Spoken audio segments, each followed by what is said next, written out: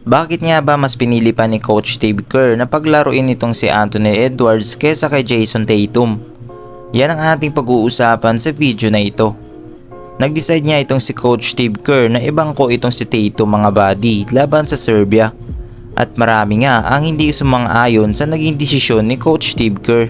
Dahil nga si Coach Steve Kerr nga daw ay nag-stick sa kanyang plano kung sino ang mga player na dapat niyang paglaruin para sa matchup ng Team USA laban sa Serbia.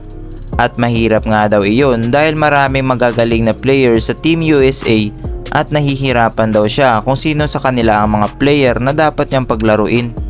Pero yun na nga nag-decide itong si Coach Steve Kerr na si Anthony Edwards ang kanyang paglalaruin imbis na si Jason Tatum.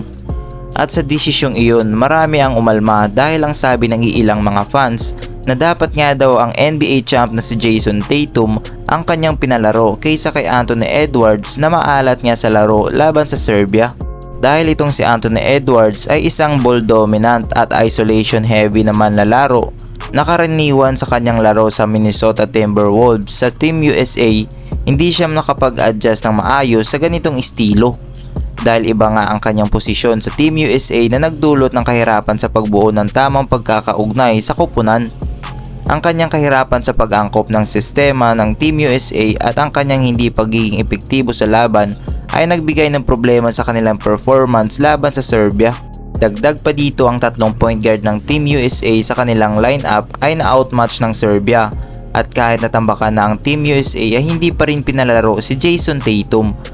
At ibinangko pa rin ito na kahit itong si Anthony Edwards ay puro na turnovers ang kanyang nagagawa sa court at hindi lang man makapagpunto sa tres.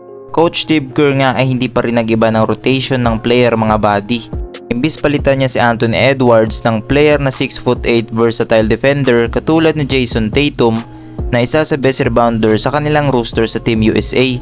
At alam naman natin na si Jason Tatum ay kilala sa kanyang kakayahang mag-ambag sa opensa at mag-connect sa mga plays. Sa kabila ng kanyang potensyal, hindi siya nabigyan ng sapat na pagkakataon sa laban na iyon kontra sa Serbia.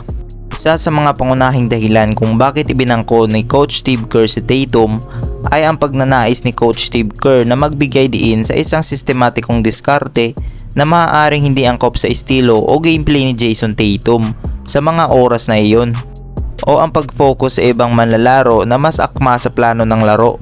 Minsan ang mga ganitong desisyon ay maaaring nakabase sa mga partikular na estratehiya na plano ng coach upang ma-maximize ang performance ng koponan sa ilalim ng mga partikular na kondisyon ng laro.